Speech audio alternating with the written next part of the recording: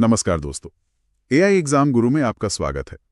आज हम भारतीय राष्ट्रीय आंदोलन यानी 1857 से 1947 तक के पूरे इतिहास को एक-एक करके विस्तार से पढ़ेंगे।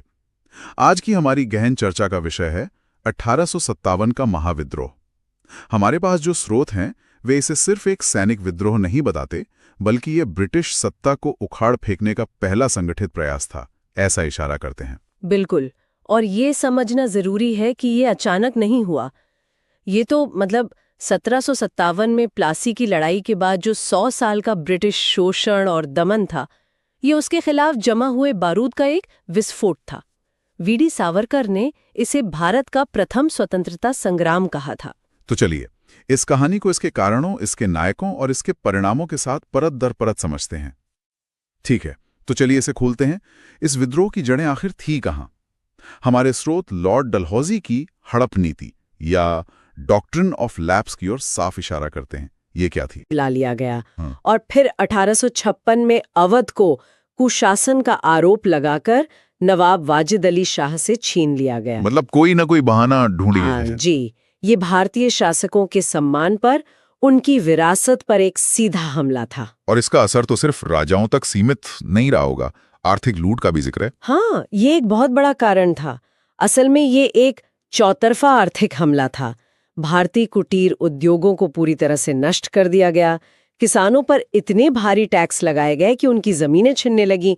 और तो और एक इनाम कमीशन था जिसने हजारों जागीरें जब्त कर लीं। अच्छा, तो इससे जमींदार वर्ग भी बहुत नाराज हो गया। और इन सब के ऊपर एक डर और भी था, धर्म पर संकट का, जैसे सती प्रथा का अंत। हाँ, देखिए, भले ही आज हमें वो सुधार प्रगतिशील लगते हैं, पर उस दौर के कई रूढ़िवादी भारतीयों ने सती प्रथा का अंत या विधवा पुनर्विवाह कानून को अपने रीति रिवाजों में सीधी दखलंदाजी माना। सैनिकों के लिए भी तो कुछ ऐसे ही नियम थे। जी, 1856 का सामान्य सेवा भर्ती अधिनियम, इसके तहत सैनिकों को समुद्र पार जाना अनिवार्य कर दिया गया, जिसे वे अपने धर्म के विरुद्ध मानते थे, जिसे काला पानी कहते थे। हाँ, साथ ही दाढ़ी रखने या पगड़ी पहनने पर रोक, इन जैसे नियमों ने भी गहरा असंतोष पैदा किया। तो मतलब राजनीतिक, आर्थिक, सामाजिक सारे कारण मौजूद थे। बारूद पूरी तरह तैयार था, लेकिन वो आग लगाने वाली चिंगारी क्या थी? वो चिंगारी थी एक नई बंदूक, एनफील्ड राइफल। 1856 में पुरानी ब्राउन बेस बंदूक की जगह ये नई राइफल सेना में लाई गई। इसकी खासियत ये थी कि इसके कारतूस को लोड करने से पहले दांतों से काटना पड़ता था। और समस्या की जड़ यही थी? जी, यहीं से समस्या शुरू हुई। ये अफवाह आग की तरह फैल गई कि इन कारतूसों पर जो चर्बी लगी है वो गाय और सूअर की है। इसने हिंदू और मुस्लिम दोनों धर्मों के सैनिकों की धार्मिक भावनाओं को एक साथ भड़का दिया और उनका सारा दबावा गुस्सा फूट पड़ा। इसी दौरान विद्रोह का प्रतीक कमल और रोटी भी उभरा। तो पहली गोली किसने चलाई? विद्रोह की पहली आहुति किसने दी? 29 मार्च 1857 को बैरकपुर छावनी बंगाल में 34वीं नेटिव इन्फेंट्री के एक जवान मंगल पांडे ने, उन्होंने चर्बी वाले कारतूस के इस्तेमाल के खिलाफ अपने अंग्रेज अधिकारी पर गोली चला दी और हल्ला बोल का नारा दिया। और उनका क्या हुआ? 8 अप्रैल 1857 को उन्हें फांसी दे दी गई। इतनी जल्दी? हाँ, अंग्रेज डर गए थे। मंगल पांडे इस विद्रोह की पहली आहुति थे, लेकिन उनकी शहादत में आग को और भड़का दिया। इसके ठीक एक महीने बाद 10 मई 1857 को मेरठ के सैनिकों ने खुला विद्रोह कर दिया और दिल्ली चलो का नारा दिया। बिल्कुल, दिल्ली चलो। उन्होंने दिल्ली पहुंचकर क्या किया? 11 मई को विद्रोही सैनिक दिल्ली पहुंचे और उन्होंने लाल किले पर कब्जा कर लिया और वहां उन्होंने 82 साल के मुगल बादशाह बहादुर शाह जफर को भारत का सम्राट घोषित कर दिया। 82 साल के बादशाह, वो तैयार थे नेतृत्व के लिए? जफर ने काफी हिचकिचाहट के बाद नेतृत्व स्वीकार किया, लेकिन उनके नाम से विद्रोह को एक राष्ट्रीय चरित्र मिल गया, एक प्रतीकात्मक मुखिया मिल गया। तो दिल्ली के बाद ये आग पूरे उत्तर भारत में फैल गई होगी? लखनऊ में बेगम हजरत महल ने कमान संभाली था।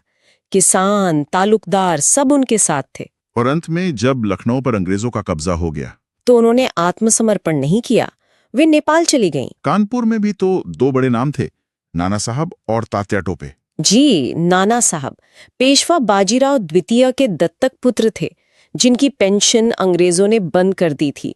उन्होंने खुद को पेशवा घोषित किया और अंग्रेजों को कानपुर से खदेड़ दिया। और उनके सेनापति थे तात्या टोपे। हाँ, तात्या टोपे, जिनका असली नाम रामचंद्र पांडुरंग था। उन्होंने अपनी गुरिल्ला युद्ध नीति से, मतलब छापामार युद्ध से, अंग्रेजों को सबसे ज्यादा परेशान किया था। और झांसी की रानी लक्ष्मीबाई को तो कौन भूल सकता है। बिल्कुल, मैं अपनी झांसी नहीं दूंगी, उनका ये नारा तो अमर है। डलहौजी ने जब उनके दत्तक पुत्र को राजा मानने से इनकार कर दिया तो उन्होंने अंग्रेजों के खिलाफ भीषण युद्ध किया। ब्रिटिश चैनल सर ह्यूरोस ने भी तो उनके बारे में कुछ कहा था। हाँ, ह्यूरोस ने कहा था कि विद्रोहियों में वो अकेली मर्द थीं। 18 जून 1858 को वो ग्वालियर के पास लड़ते हुए वीरगति को प्राप्त हुई। बिहार से भी एक 80 साल के नायक का जिक्र मिलता है, बाबू कुंवर सिंह। बिहार का शेर जगदीशपुर के इस जमींदार ने 80 साल की उम्र में विद्रोह का नेतृत्व किया और अंग्रेजी सेना को कई बार हराया। 80 साल की उम्र में? ये तो सच में हैरान करने वाला है। जी, और उनके बारे में कहा जाता है कि जब गंगा पार करते समय उनकी बाह में गोली लगी तो उन्होंने अपना हाथ काटकर गंगा मैया को समर्पित कर दिया था। अविश्वसनीय। उन्हें 1857 की क्रांति का भीष्म पितामह भी कहा जाता है। इन बड़े नामों के अलावा स्रोत कुछ गुमनाम वीरांगनाओं पर भी प्रकाश डालते हैं। और ये जानना बहुत जरूरी है। ये दिखाता है कि ये लड़ाई समाज के हर तबके ने लड़ी थी, जैसे झलकारी बाई जो रानी लक्ष्मीबाई की हमशक्ल थीं। अच्छा। हाँ, उन्होंने रानी को बचाने के लिए खुद रानी बन के युद्ध किया।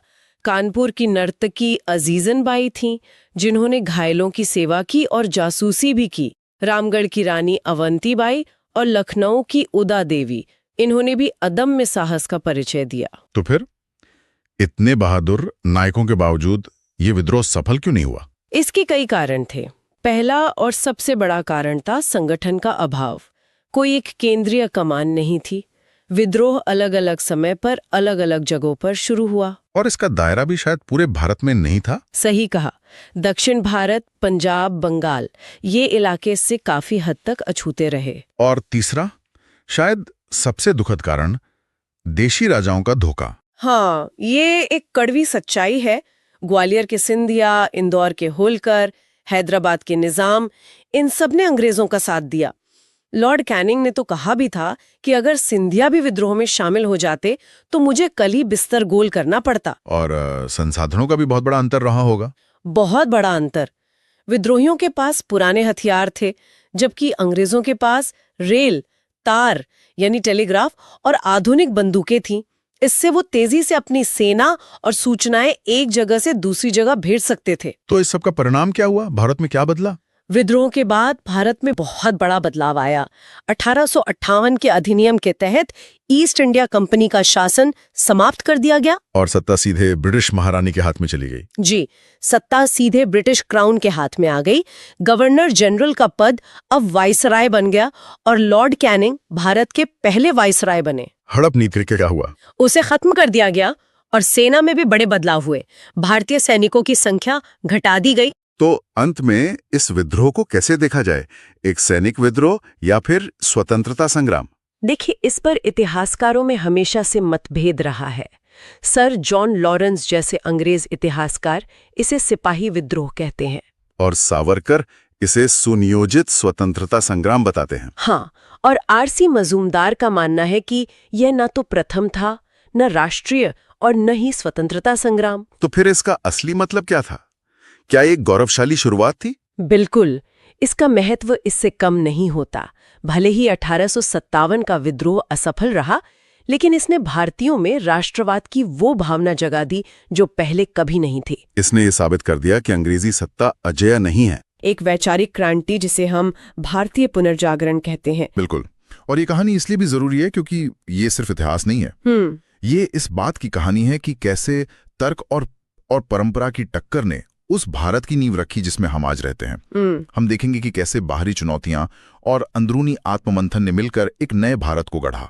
तो सबसे पहला सवाल यही है कि इस बदलाव की हवा चली क्यों? मतलब ऐसा क्या हुआ कि हजारों साल से चली आ रही मान्यताओं पर अचानक से सवाल उठने लगे? देखिए, इसका कोई एक कारण नहीं था। इसके कई स्तर थे। सबसे पहला और शायद सबसे सीधा प्रभाव था पश्चिमी शिक्षा का। अच्छा। अंग्रेजी शिक्षा ने भारतीयों के एक छोटे से तबके को तर्क, विज्ञान और मानवतावाद जैसे नए विचारों से मिलवाया। इसने उन्हें एक नया चश्मा दिया जिससे वो अपनी ही परंपराओं को एक आलोचनात्मक नजर से देख पाएं। मतलब ऐसा होता आया है कि जगह ऐसा क्यों होता है, ये सवाल पूछना ही अपने आप में क्रांति थी। बिल्कुल। और इसी के साथ एक और दिलचस्प पहलू जुड़ा हुआ है, वो है ईसाई मिशनरियों का आना। हाँ, ये मुझे हमेशा बहुत दिलचस्प लगता है। क्या उनका असर वैसा ही था जैसा वो चाहते थे, या उसका कुछ उल्टा ही असर हुआ? बेहतरीन सवाल है। 1813 के चार्टर एक्ट के बाद जब ईसाई मिशनरी बड़ी संख्या में भारत आए तो उनका लक्ष्य तो जाहिर है धर्म प्रचार था, लेकिन इसका एक अनपेक्षित परिणाम हुआ। वो क्या? भारतीय समाज के एक हिस्से में ये डर पैदा हुआ कि हमारी संस्कृति और हमारा धर्म खतरे में है, और इस बाहरी चुनौती ने एक तरह से समाज को अंदर से सुधारने पर मजबूर कर दिया। अच्छा, मतलब अपनी पहचान बचाने की कोशिश ने ही अपनी पहचान को सुधारने का काम किया। सही पकड़ा। नेताओं ने सोचा कि अगर हम अपनी कमियों जैसे छुआछूत या कर्मकांड की जटिलताओं को दूर नहीं करेंगे तो हम और कमजोर हो जाएंगे। कमाल है। और इसमें विचारों को फैलाने के लिए मुझे लगता है प्रेस की भी बड़ी भूमिका रही होगी। बहुत बड़ी। अखबारों और पत्रिकाओं ने इन नए विचारों के लिए एक हाईवे का काम किया। जो बातें पहले कुछ बुद्धिजीवियों के बीच होती थीं, वो अब आम पढ़े लिखे लोगों तक पहुंचने लगी। और एक और मनोवैज्ञानिक कारण था जिसे हम अक्सर नजरअंदाज कर देते हैं, वो था आत्मसम्मान की वापसी। वो कैसे? देखिए, जब विलियम जोन्स जैसे पश्चिमी विद्वानों ने भारत के प्राचीन ग्रंथों जैसे वेद और उपनिषद का अध्ययन किया और दुनिया को बताया कि ये तो ज्ञान का खजाना है, हाँ, तो भारतीयों का अपनी खोई हुई विरासत पर आत्मविश्वास लौटा। उन्हें लगा कि हमारा अतीत गौरवशाली था, हम सिर्फ पिछड़े हुए नहीं हैं और हम अपने वर्तमान को भी बेहतर बना सकते हैं। तो ये बाहरी दबाव और अंदरूनी खोज, इन दोनों ने मिलकर एक मंच तैयार कर दिया। लेकिन इस मंच पर आकर बदलाव की कहानी लिखने वाले नायक कौन थे? यकीनन सबसे पहला नाम जो जहन में आता है वो राजा राम मोहन राय का है। और उन्हें भारतीय पुनर्जागरण का पिता कहना बिल्कुल सही है। राय अपने समय से मतलब दशकों आगे की सोच रखते थे। 1828 में उन्होंने ब्रह्म समाज की स्थापना की, जिसका मूल सिद्धांत था एकेश्वरवाद, यानी ईश्वर एक है। उन्होंने मूर्ति पूजा और निरर्थक कर्मकांडों पर सीधा प्रहार किया, लेकिन उनका सबसे बड़ा, सबसे मानवीय योगदान था 1829 में सती प्रथा के खिलाफ कानून बनवाना। और कहते हैं उन्होंने सिर्फ भावना की बात नहीं की, बल्कि शास्त्रों से ही तर्क देकर ये साबित किया कि ये प्रथा अधार्मिक है। बिल्कुल, उन्होंने परंपरा को तोड़ने के लिए परंपरा के ही हथियारों का इस्तेमाल किया। और वो सिर्फ एक समाज सुधारक नहीं थे, एक आधुनिक विचारक भी थे। हाँ, पत्रकारिता का इस्तेमाल, संवाद कौमुदी और मिरातुल अखबार जैसे प्रकाशन, वो जानते थे कि विचार को लोगों तक कैसे पहुंचाना है। सही बात है। और उनकी सबसे खास बात थी धर्म को भी वैज्ञानिक दृष्टिकोण से देखने की वकालत करना। ये उस जमाने के लिए बहुत बड़ी बात थी। तो राजा राम मोहन राय का तरीका था कि पश्चिम के अच्छे विचार लो और अपनी बुराइयां दूर करो। लेकिन फिर कुछ ही दशकों बाद दयानंद सरस्वती आते हैं और कहते हैं, नहीं, हमें बाहर देखने की जरूरत ही नहीं है, जवाब हमारी अपनी जड़ों, हमारे वेदों में है। ये तो एक तरह से वैचारिक टकराव जैसा लगता है। बिल्कुल, ये एक बहुत बड़ा वैचारिक मोड़ था। दयानंद का वेदों की ओर लौटो सिर्फ एक नारा नहीं था, ये एक तरह का, आप कह सकते हैं, सांस्कृतिक राष्ट्रवाद था। अच्छा। उनका कहना था कि हमारी समस्याएं इसलिए हैं क्योंकि हम अपनी असली वैदिक संस्कृति को भूल गए हैं। उन्होंने मूर्ति पूजा, बाल विवाह और जाति व्यवस्था को वेद विरुद्ध बताकर खारिज कर दिया। ये राय के दृष्टिकोण से काफी अलग था। और उनका शुद्धि आंदोलन का विचार, ये उस समय एक विवादास्पद कदम नहीं था। इससे समाज में एक टकराव का माहौल भी तो बना होगा। निश्चित रूप से ये एक बहुत आक्रामक कदम था और इसने सामाजिक तनाव भी पैदा किया। लेकिन दयानंद के लिए ये जरूरी था और उनकी सबसे बड़ी देन थी स्वराज की अवधारणा। भारत भारतीयों के लिए है। हाँ, ये कहना उस समय राजनीतिक रूप से बहुत साहस का काम था और इसी विचार ने आगे चलकर स्वतंत्रता संग्राम की नींव रखी। तो हमारे पास दो ध्रुव हैं, एक पश्चिम से प्रेरणा ले रहा है, दूसरा अपनी जड़ों में समाधान ढूंढ रहा है।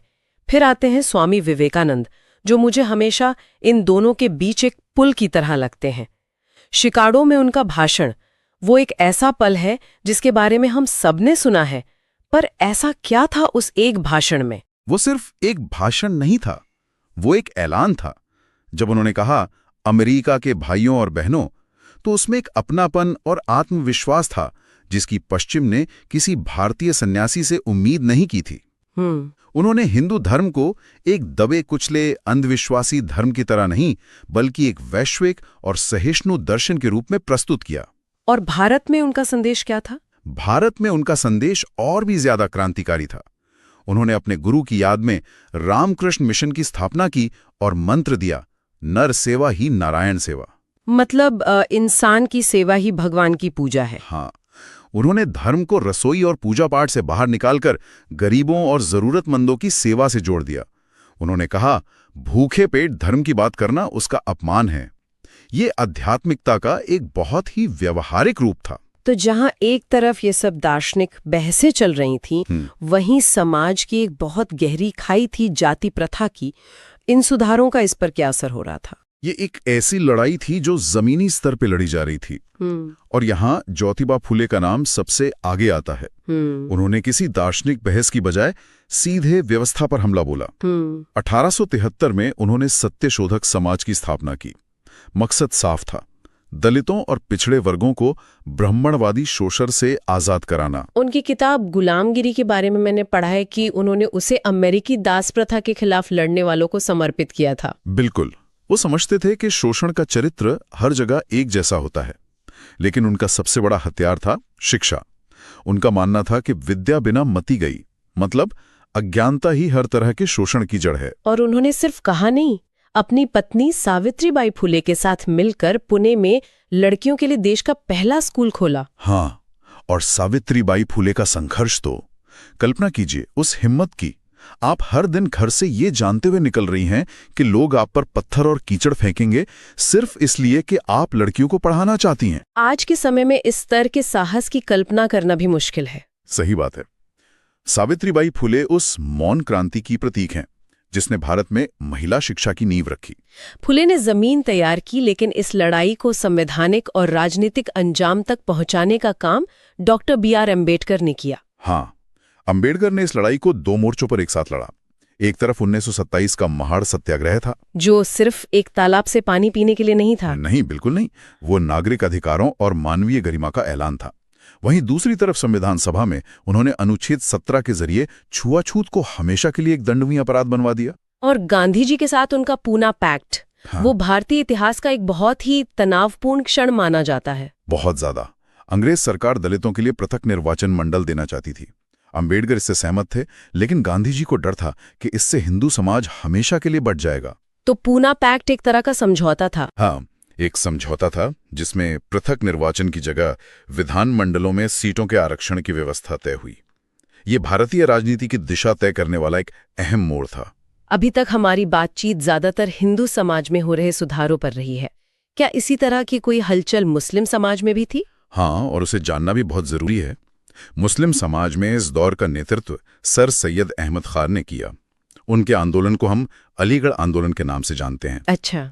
उनका साफ मानना था कि अगर मुस्लिम समाज ने आधुनिक अंग्रेजी शिक्षा और विज्ञान को नहीं अपनाया तो वो पिछड़ जाएंगे।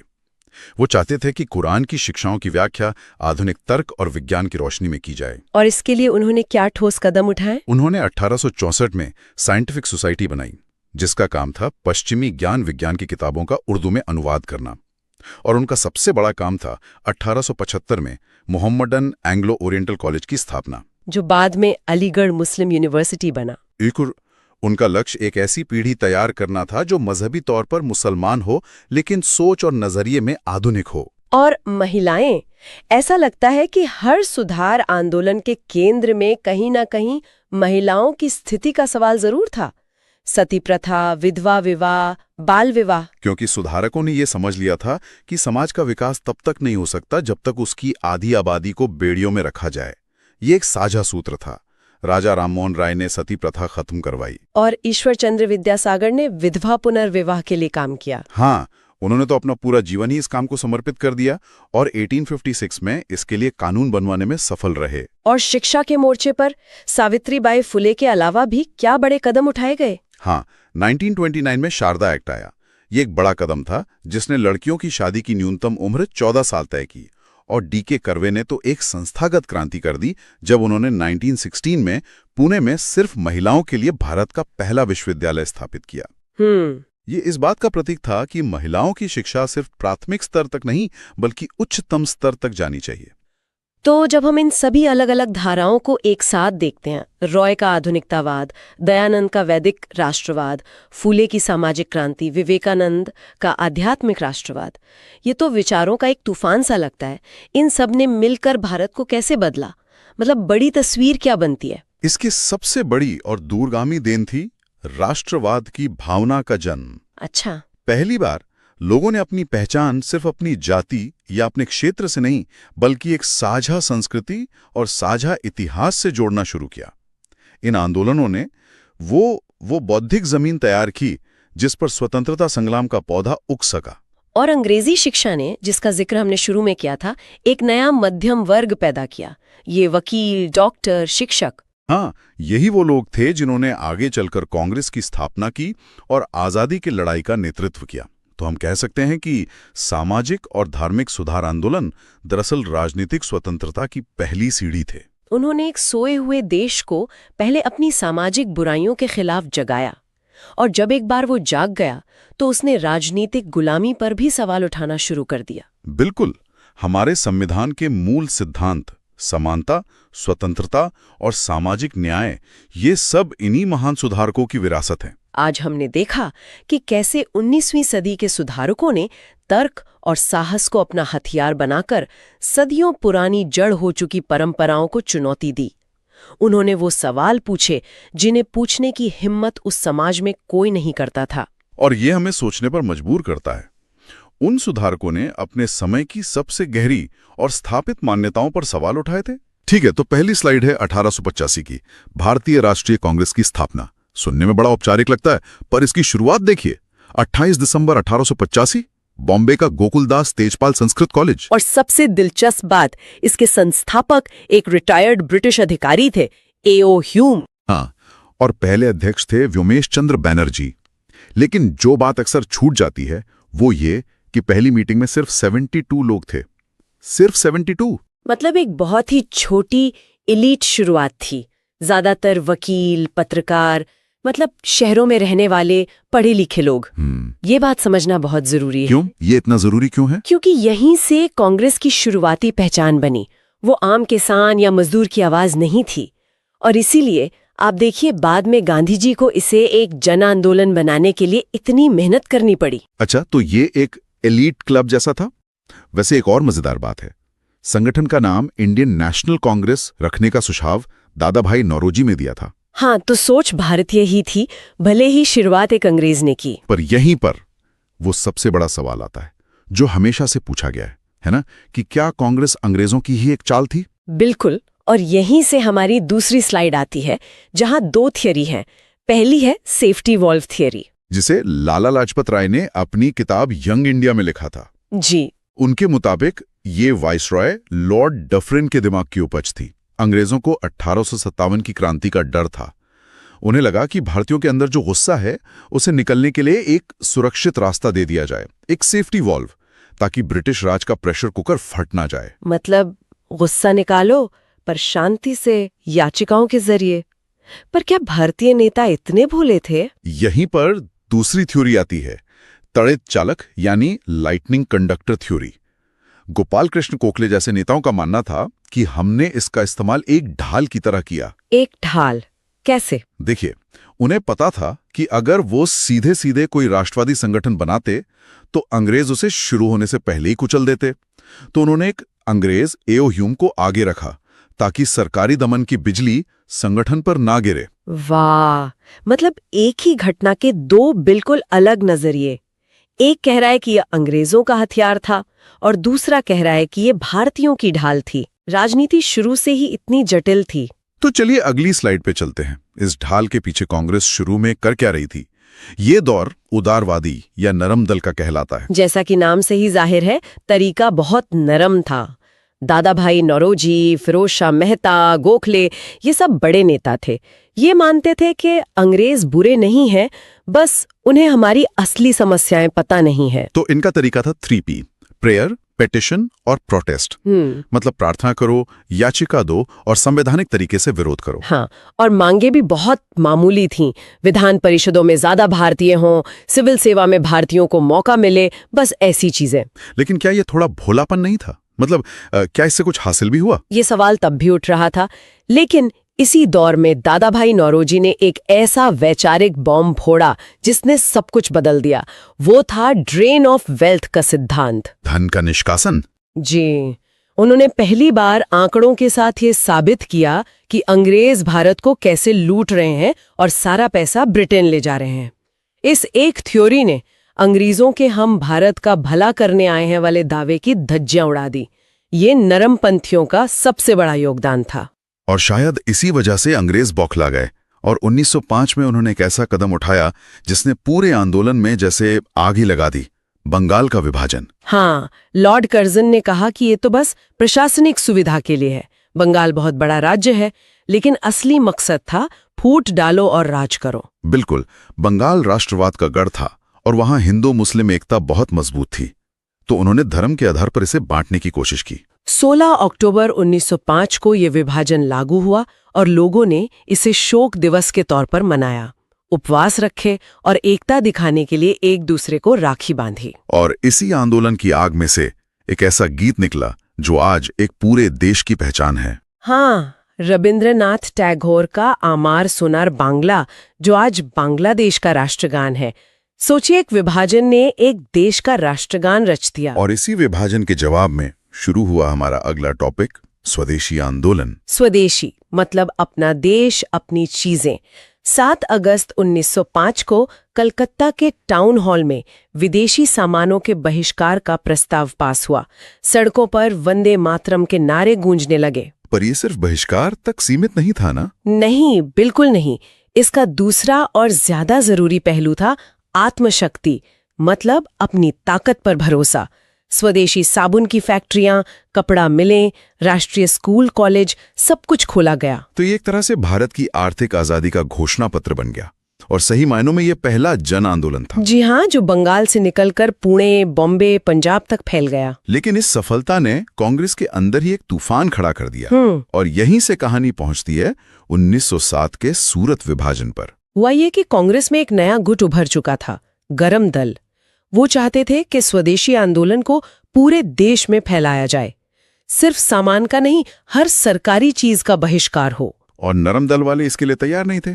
उन्हें डर था कि इससे अंग्रेजों का दमन और बढ़ेगा। बस यही टकराव इतना बढ़ा कि 1907 के सूरत अधिवेशन में मंच पर ही हंगामा हो गया। मैंने सुना है कि वहां माहौल बहुत ज्यादा बिगड़ गया था, मतलब हाथापाई तक हो गई थी। बहुत ज्यादा। किसी ने मंच पर एक जूता फेंका जो जाकर फिरोज शाह मेहता को लगा। उसके बाद तो कुर्सियां चलीं, लाठियां चलीं और आखिरकार कांग्रेस 2 हिस्सों में टूट गई। इस फूट ने तो आंदोलन को बहुत कमजोर कर दिया होगा। कई सालों के लिए कमजोर कर दिया और अंग्रेजों ने इसका पूरा फायदा उठाया। उन्होंने तुरंत गरम दल के नेताओं पर शिकंजा कसा।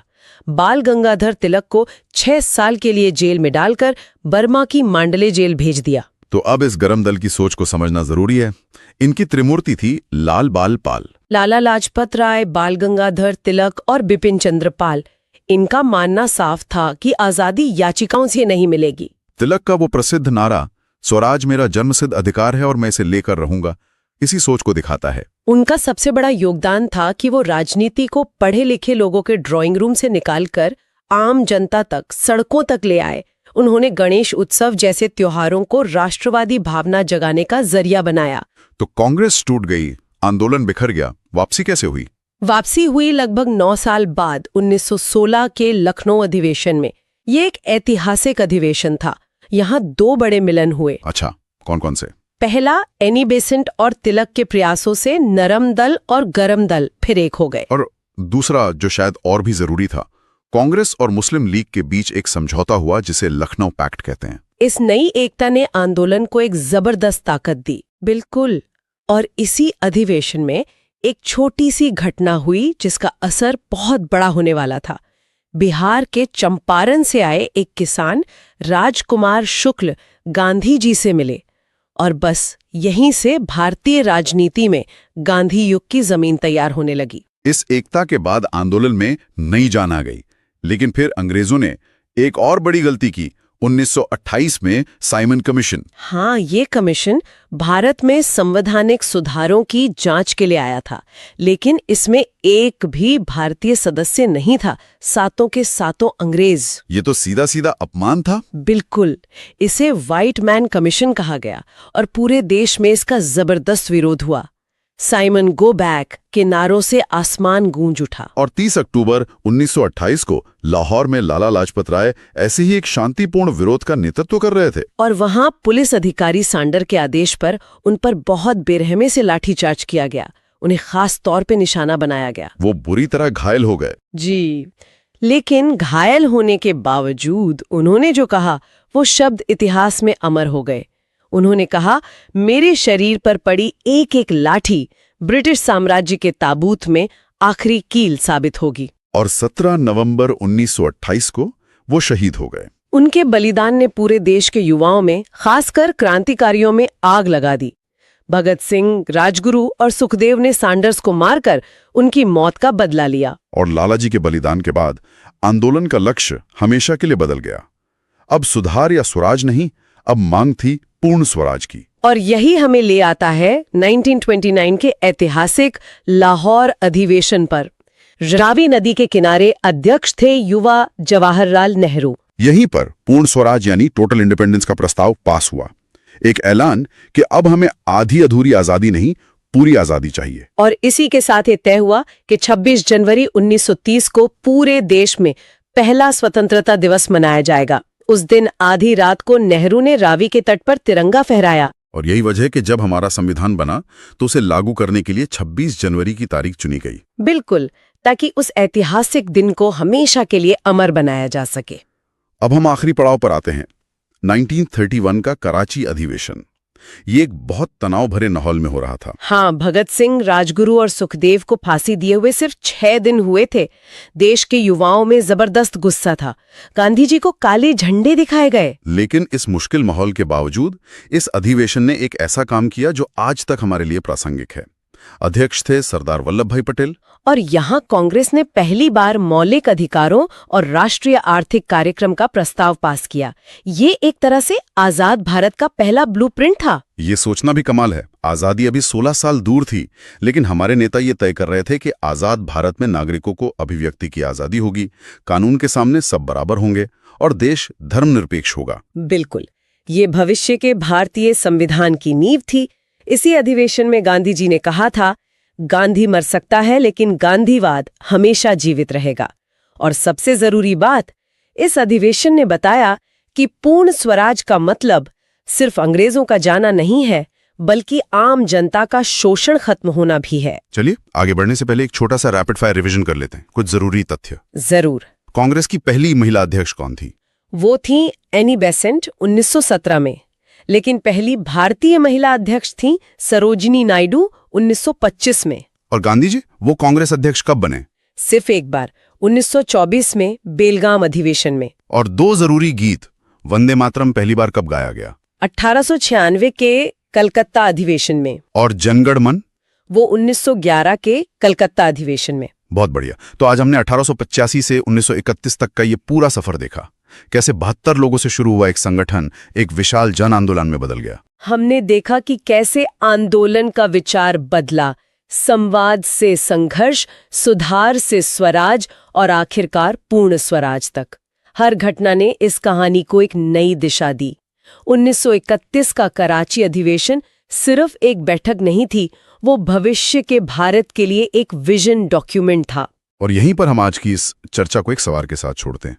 1931 में आजादी से लगभग 16 साल पहले हमारे नेताओं ने जिन मौलिक अधिकारों और आर्थिक बराबरी वाले भारत का सपना देखा था, आज 75 साल से ज्यादा की आजादी के बाद वो सपना कितना पूरा हुआ है? ये सवाल इन ऐतिहासिक स्रोतों को सिर्फ अतीत का दस्तावेज नहीं रहने देता, बल्कि उन्हें सीधे हमारे आज से जोड़ता है। सरकारी फैसले, मतलब बंगाल के विभाजन ने रातों रात पूरे देश में एक ऐसी चिंगारी भड़का दी जो क्रांति की आग बन गई। चलिए इसी छलांग की शुरुआत से ही शुरू करते हैं। कहानी का केंद्र है 1905 का बंगाल। उस समय बंगाल सिर्फ एक प्रांत नहीं था। नहीं, बिल्कुल नहीं।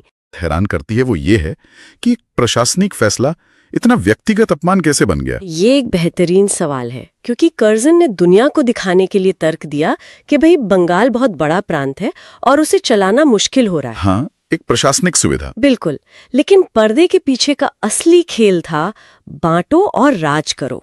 उनका असली मकसद था बंगाली राष्ट्रवाद की रीढ़ तोड़ना और हिंदू मुसलमानों के बीच एक स्थायी दरार पैदा करना। अच्छा। उन्होंने पूर्वी बंगाल को मुस्लिम बहुल और पश्चिमी बंगाल को हिंदू बहुल बना दिया।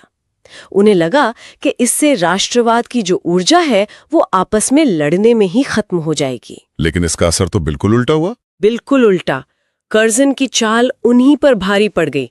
इस विभाजन ने लोगों को धर्म या भाषा में नहीं बांटा, बल्कि भारतीय होने की एक मजबूत पहचान के तहत एकजुट कर दिया। सही है। लोगों ने इस दिन को शोक दिवस के रूप में मनाया, गंगा में स्नान किया, जुलूस निकाले और एक दूसरे की कलाई पर राखी बांधी, ये दिखाने के लिए कि उन्हें कोई ताकत नहीं तोड़ सकती। तो ये जो गुस्सा और संकल्प था, ये पूरे बंगाल में इतनी तेजी से फैला कैसे? मतलब कोई माध्यम था जो इस आग को हवा दे रहा था? हाँ, और वो माध्यम था उस दौर का देसी प्रेस। युगांतर, संध्या और अरबिंदो घोष द्वारा संपादित वंदे मातरम जैसे अखबार। वो सिर्फ खबरें नहीं छाप रहे थे, वे आग उगल रहे थे। अच्छा। ये सिर्फ कागज के पन्ने नहीं थे, ये क्रांति के पर्चे बन गए थे। मुझे संध्या अखबार की एक लाइन याद आती है जो उस दौर की भावना को दर्शाती है।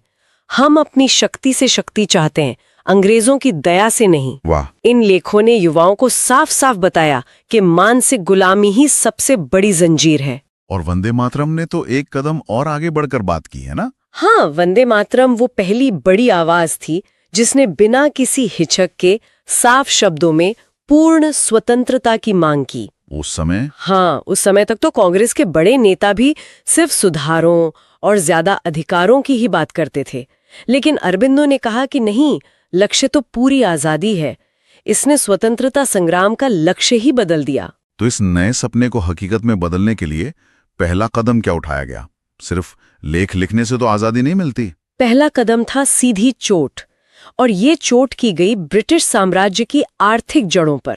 अच्छा। 7 अगस्त 1905 को कलकत्ता के टाउन हॉल में एक विशाल जनसभा हुई, जिसमें विदेशी सामान के बहिष्कार का प्रस्ताव पास किया गया। और उसके बाद जो हुआ वो एक जन आंदोलन था। हाँ, मैनचेस्टर में बने कपड़ों और लिवरपूल से आए नमक की सरेआम होली जलाई जाने लगी। बिल्कुल। इन स्रोतों में कुछ बहुत दिलचस्प किस्से भी हैं, जैसे धोबियों ने विदेशी कपड़े धोने से मना कर दिया और पुजारियों ने विदेशी चीनी से बनी मिठाई का प्रसाद चढ़ाने से इनकार कर दिया। हाँ, ये जमीनी स्तर पर एक क्रांति थी, और ये सिर्फ प्रतीकात्मक नहीं था, इसका सीधा मकसद था ब्रिटेन के उद्योगों को नुकसान पहुंचाना। लेकिन इस आंदोलन की एक और खासियत थी जिसने भारत का भविष्य तय कर दिया। ये पहला मौका था जब महिलाएं और छात्र वो बड़ी संख्या में अपने घरों की दहलीज लांघकर सड़कों पर उतरे थे। ये दिलचस्प है। मातंगिनी हाजरा जैसी महिलाएं, जिन्हें बाद में गांधी बूढ़ी कहा गया, वो इसी आंदोलन की उपज थीं। इसने स्वतंत्रता संग्राम को कुछ पढ़े लिखे लोगों की बैठक से निकालकर आम जनता का संघर्ष बना दिया। क्या हम ये कह सकते हैं कि बहिष्कार का ये जो तरीका था, ये एक तरह से एक प्रशिक्षण था आगे आने वाले बड़े आंदोलनों के लिए? ये कहना बिल्कुल सही होगा।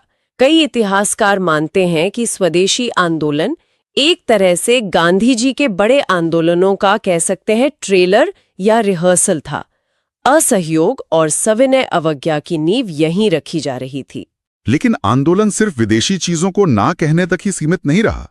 यहां से एक और शानदार विचार निकल कर आया, रचनात्मक स्वदेशी। ये क्या था? ये एक बहुत जरूरी बात है। ज्यादातर लोग स्वदेशी को सिर्फ बहिष्कार से जोड़कर देखते हैं, लेकिन इसका असली मकसद सिर्फ तोड़ना नहीं था, बल्कि बनाना भी था। बनाना कैसे? नेताओं ने कहा कि सिर्फ विदेशी कपड़ों का बहिष्कार करने से काम नहीं चलेगा, हमें अपने कपड़े बनाने होंगे। सिर्फ अंग्रेजी स्कूलों का बहिष्कार काफी नहीं है, हमें अपने राष्ट्रीय स्कूल और कॉलेज खोलने होंगे।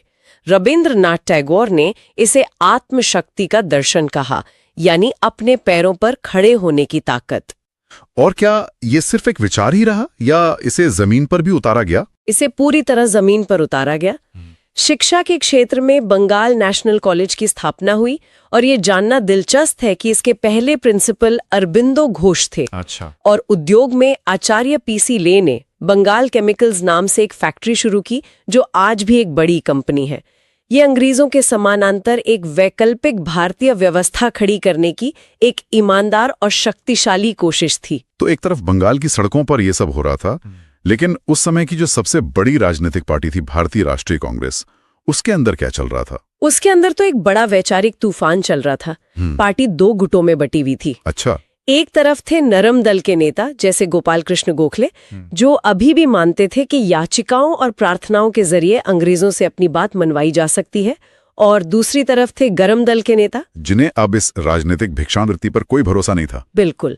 और यहीं पर लाल बाल पाल की प्रसिद्ध तिकड़ी का उदय होता है। हाँ, लाला लाजपत राय, बाल गंगाधर तिलक और बिपिन चंद्र पाल। ये गरम दल के 3 सबसे बड़े चेहरे बनकर उभरे, और तिलक का वो नारा तो आज भी हमारे दिलों में गूंजता है, स्वराज मेरा जन्मसिद्ध अधिकार है और मैं इसे लेकर रहूंगा। ये सिर्फ एक नारा नहीं था। नहीं, ये उस नए भारत का आत्मविश्वास था जो अब अधिकार मांग नहीं रहा था, बल्कि उसे हासिल करने का ऐलान कर रहा था।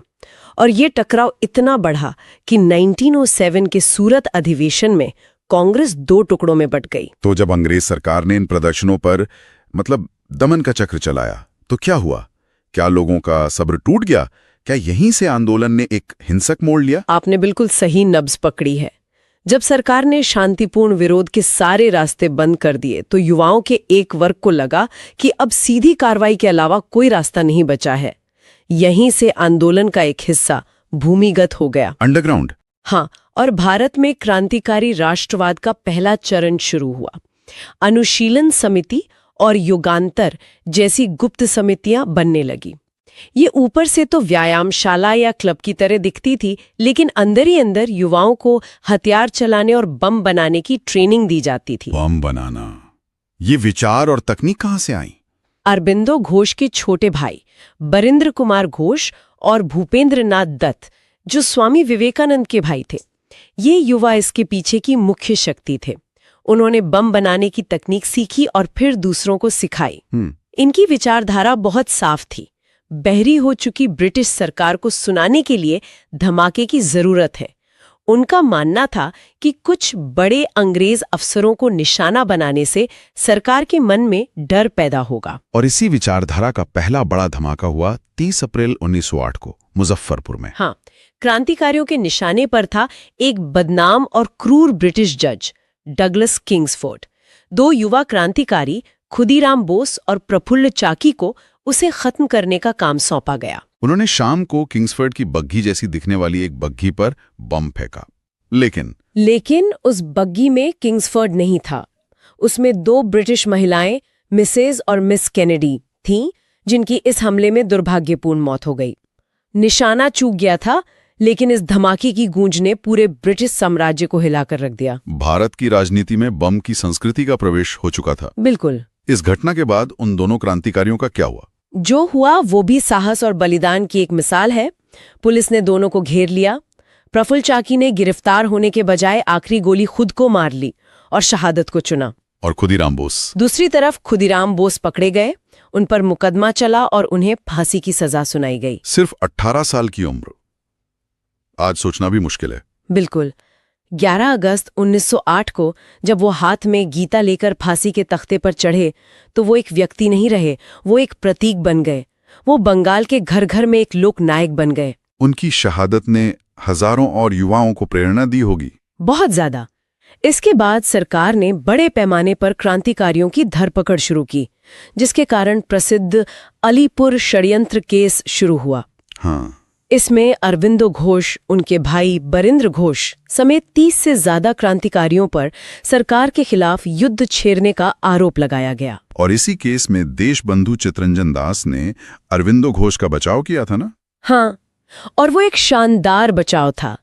सीआर दास की जबरदस्त दलीलों के कारण अरविंदो घोष सबूतों के अभाव में बरी हो गए, लेकिन बरिंद्र घोष और उल्लासकर दत्त जैसे कई प्रमुख क्रांतिकारियों को काले पानी की सजा देकर अंडमान भेज दिया गया। इन स्रोतों में एक और चौंकाने वाली बात है। इसी केस के दौरान एक मुखबिर नरेंद्र गोसाई को जेल के अंदर ही मार दिया गया था। हाँ, ये क्रांतिकारियों के दुस्साहस का एक अद्भुत उदाहरण है।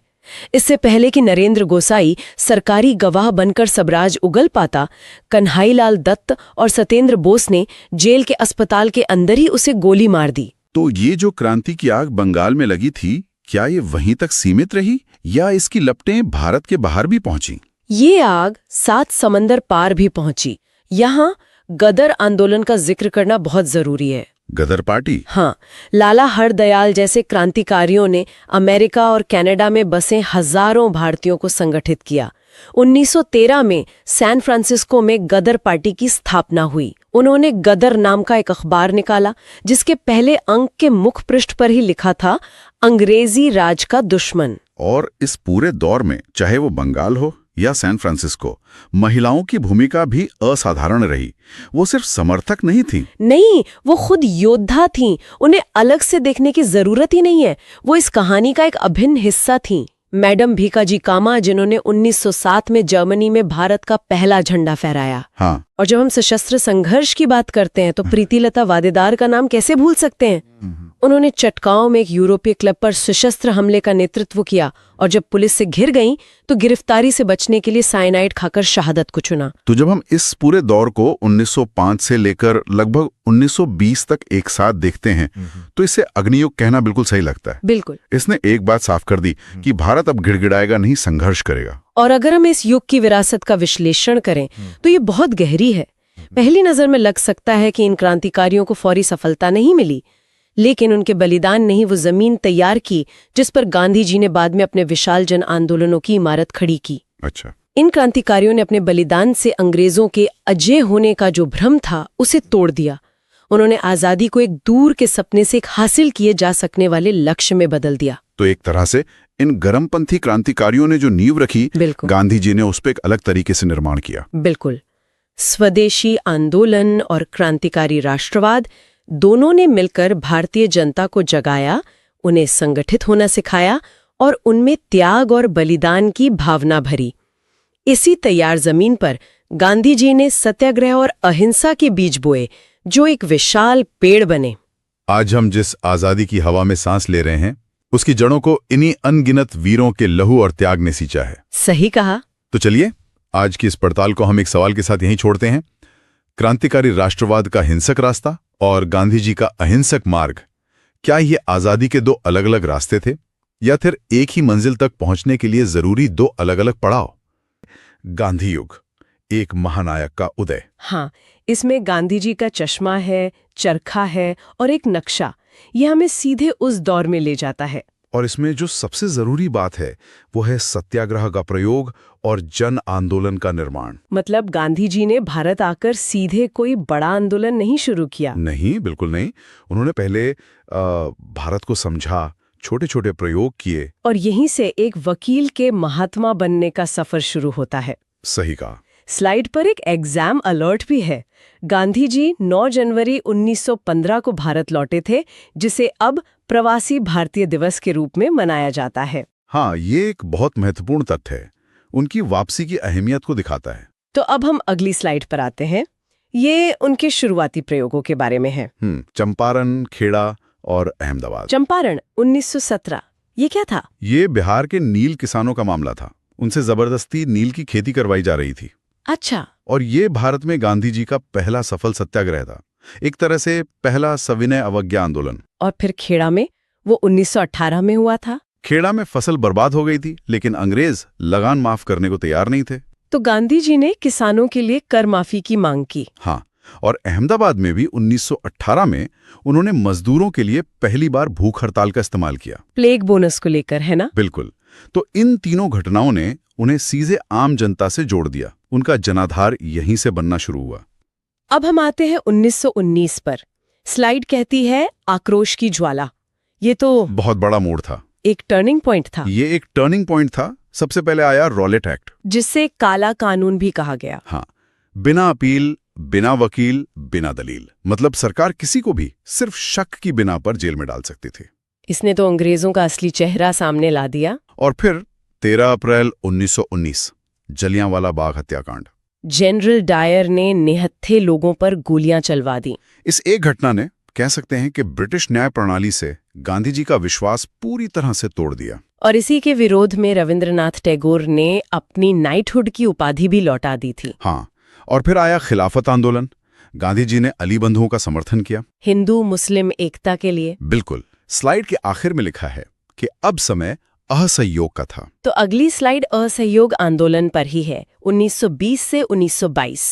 तस्वीर में विदेशी कपड़ों की होली जल रही है, जो इस आंदोलन का प्रतीक बन गया था। इसका उद्देश्य था ब्रिटिश उपाधियों, स्कूलों, अदालतों, विदेशी सामान, हर चीज का बहिष्कार। नारा भी दिया गया था, 1 वर्ष में स्वराज। लेकिन फिर चोरी चौरा कांड हो गया 4 फरवरी 1922। हाँ, एक भीड़ ने गुस्से में आकर एक पुलिस थाने में आग लगा दी। और इस हिंसा की वजह से गांधी जी ने इतना बड़ा आंदोलन वापस ले लिया। ये फैसला बहुत विवादास्पद था, लेकिन गांधी जी के लिए अहिंसा किसी भी राजनीतिक लक्ष्य से भी ज्यादा बड़ी थी। स्लाइड में एक और तथ्य है कि यह आंदोलन 1 अगस्त 1920 को शुरू हुआ था और उसी दिन बाल गंगाधर तिलक का निधन हुआ। हाँ, ये भी एक महत्वपूर्ण बात है।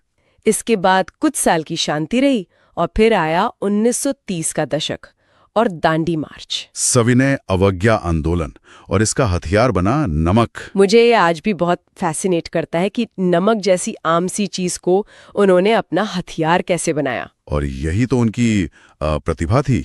नमक हर भारतीय की जरूरत थी, अमीर हो या गरीब। तो नमक पर टैक्स मतलब हर घर पर हमला। सही पकड़ा।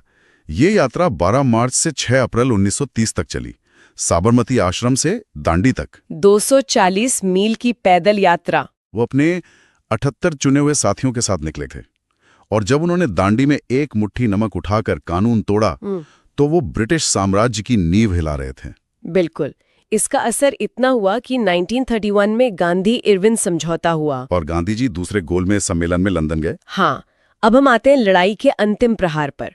भारत छोड़ो आंदोलन 1942। ग्वालियर टैंक मैदान, मुंबई से गांधी जी ने वो ऐतिहासिक नारा दिया, करो या मरो। करो या मरो। ये नारा थोड़ा हिंसक नहीं लगता?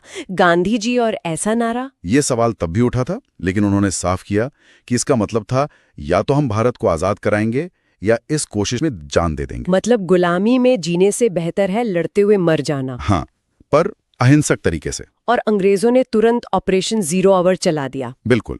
9 अगस्त की सुबह ही गांधी जी समेत सभी बड़े नेताओं को गिरफ्तार कर लिया गया। लेकिन आंदोलन रुका नहीं। ये एक स्वतः स्फूर्त क्रांति बन गया। वाह। अब जनता खुद ही नेता थी। सत्य के लिए आग्रह। स्लाइड में लिखा है कि यह कमजोरों का नहीं बल्कि आत्मबल यानी सोल फोर्स का हथियार है। बिल्कुल। और इससे भी ज्यादा महत्वपूर्ण है साधन और साध्य का सिद्धांत, कि जैसे साधन होंगे वैसा ही साध्य होगा। हाँ, मतलब अगर स्वतंत्रता साध्य हमें अहिंसा साधन से मिलेगी, तभी वो सच्ची आजादी होगी। उनका एक कथन भी है, अशुद्ध साधनों से प्राप्त किया गया लक्ष्य भी अशुद्ध होता है। ये उनके पूरे जीवन का सार है एक तरह से। गांधी जी सिर्फ राजनीतिक ही नहीं, आर्थिक आजादी की भी बात करते थे। हमारी अगली स्लाइड उनके आर्थिक विचारों पर है। ट्रस्टीशिप और खादी। ये ट्रस्टीशिप का सिद्धांत क्या है? उनका मानना था कि अमीरों को अपनी संपत्ति का मालिक नहीं बल्कि समाज का ट्रस्टी या रक्षक समझना चाहिए। और चरखा और खादी ये सिर्फ कपड़ा तो नहीं थे? नहीं, ये आर्थिक स्वतंत्रता और आत्मनिर्भरता के प्रतीक थे। उन्होंने बड़े उद्योगों की जगह कुटीर उद्योगों पर जोर दिया, ताकि उत्पादन जनता द्वारा जनता के लिए हो। सही। और उनका वो मशहूर कथन भी यहाँ है, प्रकृति के पास सबकी जरूरत के लिए पर्याप्त है, लेकिन किसी के लालच के लिए नहीं। ये बात तो आज बहुत ज्यादा रिलेवेंट है। बिल्कुल। गांधी जी एक समाज सुधारक भी थे। अगली स्लाइड इसी पर है, हरिजन और महिला उत्थान। उन्होंने छुआछूत के खिलाफ जीवन भर लड़ाई लड़ी और दलितों को हरिजन यानी ईश्वर के जन नाम दिया। हाँ, और उन्होंने महिलाओं को घर की चारदीवारी से निकालकर आंदोलन की मुख्य धारा में शामिल किया। वो खुद मैला ढोते थे ताकि श्रम की गरिमा स्थापित हो सके। और 1932 में उन्होंने अखिल भारतीय हरिजन सेवक संघ की स्थापना भी की। उनकी शिक्षा की सोच भी बहुत अलग थी। अगली स्लाइड नई तालीम पर है। वो किताबी ज्ञान की जगह हस्तशिल्प मतलब क्राफ्ट बेस्ड एजुकेशन पर जोर देते थे। उनका मानना था कि शिक्षा बच्चे की मातृभाषा में होनी चाहिए। हाँ, ताकि बच्चे हाथ, दिमाग और दिल यानी हैंड, हेड, हार्ट तीनों का इस्तेमाल करें और आत्मनिर्भर बने। इस योजना को 1937 में वर्धा शिक्षा सम्मेलन में पेश किया गया था। सही है। अब आते हैं उनके सबसे बड़े सपनों में से एक पर, ग्राम स्वराज। उनका मानना था कि भारत की आत्मा गांव में बसती है। वे हर गांव को एक स्वतंत्र गणतंत्र बनाना चाहते थे। और उनका राम राज्य का विचार? उनके राम राज्य का मतलब कोई धार्मिक राज्य नहीं था, बल्कि एक ऐसा नैतिक राज्य था जहां सबसे गरीब को भी पूरा न्याय मिले। मतलब सत्ता का विकेंद्रीकरण? हाँ, सत्ता नीचे से ऊपर जानी चाहिए, गांव से शुरू होकर। इसीलिए वो राज्य को एक आवश्यक बुराई मानते थे। कम से कम शासन, सबसे अच्छा शासन। बिल्कुल। और हमारे संविधान का अनुच्छेद 40 जो ग्राम पंचायतों की बात करता है, वो इन्हीं विचारों से प्रेरित है। अब हमारे पास एक क्विक रिवीजन स्लाइड है जो पूरे गांधी युग को एक नजर में दिखाती है। हाँ, ये बहुत अच्छी समरी है। 1915 से 1948 तक के पूरे कालखंड को 4 हिस्सों में बांटा गया है। ये सारी मुख्य घटनाओं को एक साथ देखने में मदद करती है। और यहाँ एक और मजेदार तथ्य है कि गांधी जी कांग्रेस के अध्यक्ष सिर्फ एक बार बने थे। अच्छा, कब? 1924 के बेलगाम अधिवेशन में, बस एक बार। ये तो वाकई दिलचस्प है। तो अब हम अपने आखिरी स्लाइड पर आते हैं, विरासत। आज के युग में गांधी। उनका प्रभाव आज भी दुनिया पर है। Martin Luther king, Nelson Mandela, ये सब उनसे प्रेरित थे। आज की दुनिया में जहां इतनी हिंसा है, आतंकवाद है, वहां अहिंसा और सत्याग्रह शायद सबसे प्रासंगिक हथियार हैं। और क्लाइमेट चेंज के दौर में उनका संसाधन संरक्षण का विचार भी। बिल्कुल। जैसा स्लाइड में लिखा है, गांधी एक व्यक्ति नहीं, एक विचार है जो कभी मरता नहीं। और उनका सबसे बड़ा संदेश, मेरा जीवन ही मेरा संदेश है। तो ये थी गांधी युग की एक गहरी पड़ताल इन स्लाइड्स के जरिए। हमने देखा कि कैसे उनके राजनीतिक कार्यों के पीछे एक गहरा दार्शनिक और सामाजिक चिंतन था। ये सच में अद्भुत है कि उनके विचार, चाहे वो ग्राम स्वराज हो या ट्रस्टीशिप, वो आज भी उतने ही प्रासंगिक हैं, शायद पहले से भी ज्यादा। बिल्कुल। और जाते जाते एक विचार सबके लिए छोड़ जाते हैं। गांधी जी ने कहा था, मेरा जीवन ही मेरा संदेश है। आज की दुनिया में जहां हमारे शब्दों और हमारे कामों में अक्सर बहुत दूरी होती है, ये सोचना कितना जरूरी है कि क्या हमारा जीवन कोई सकारात्मक संदेश दे रहा है। हमारे संविधान के बनने की कहानी ये सिर्फ वकीलों की भाषा वाली कोई मोटी किताब नहीं है, बल्कि कह सकते हैं कि एक आजाद देश के सपनों और इरादों का दस्तावेज है। मुझे हमेशा एक आंकड़ा हैरान करता है, 2 साल 11 महीने और 18 दिन। हाँ। मतलब लगभग 3 साल लगे से बनाने में। जब देश नया नया आजाद हुआ था, बंटवारे का दर्द था, उस वक्त इतना लंबा समय, क्या नेताओं को कभी लगा नहीं कि इसमें बहुत ज्यादा देर हो रही है? ये सवाल उस वक्त भी उठा था, बिल्कुल। लेकिन हमारे संविधान निर्माता कोई जल्दबाजी का काम नहीं करना चाहते थे। वे एक ऐसा दस्तावेज बनाना चाहते थे जो आने वाली पीढ़ियों के लिए रास्ता दिखाए। अच्छा। और इसीलिए एक तारीख बहुत अहम है जिसे हमें शुरू में ही समझ लेना चाहिए। संविधान तैयार हो गया था 26 नवंबर 1949 को, लेकिन उसे पूरी तरह लागू किया गया 26 जनवरी 1950 को। इस 2 महीने के इंतजार के पीछे भी एक बहुत दिलचस्प कहानी है जिस पर हम आगे बात करेंगे। तो चलिए इस सफर की शुरुआत करते हैं एकदम जड़ों से। अंग्रेज भारत में सिर्फ व्यापार करने नहीं आए थे, वे यहाँ राज करने आए थे, और राज करने के लिए चाहिए होते हैं कानून। हाँ, सही पकड़ा आपने। और उनके इस, कह सकते हैं, कानूनी जाल का जो पहला बड़ा धागा था 1773 वाला। हाँ, 1773 का रेगुलेटिंग एक्ट। ये पहला मौका था जब ब्रिटिश संसद ने ईस्ट इंडिया कंपनी के कामों में सीधे तौर पर दखल दिया। ओके। इसी कानून के तहत उन्होंने बंगाल के गवर्नर का पदनाम बदलकर गवर्नर जनरल ऑफ बंगाल कर दिया। ये सिर्फ नाम का बदलाव नहीं था, ये भारत में पावर को एक जगह इकट्ठा करने यानी सेंट्रलाइजेशन के शुरुआत थी। अच्छा। और इतिहास की किताबों में वॉरेन हेस्टिंग्स का नाम पहले गवर्नर जनरल के तौर पर दर्ज हो गया। मतलब धीरे धीरे वो पूरे भारत पर एक ही जगह से कंट्रोल कसना चाहते थे। और यह सिलसिला ये आगे भी चला होगा। बिल्कुल। इसके बाद कई चार्टर एक्ट्स आए, जैसे 1833 का एक्ट, जिसने इस पद को और भी बड़ा बना दिया। अब बंगाल का गवर्नर जनरल भारत का गवर्नर जनरल बन गया। और ये कौन थे? यह जिम्मेदारी लॉर्ड विलियम बेंटिंग को मिली। फिर 1853 में एक और दिलचस्प मोड़ आया।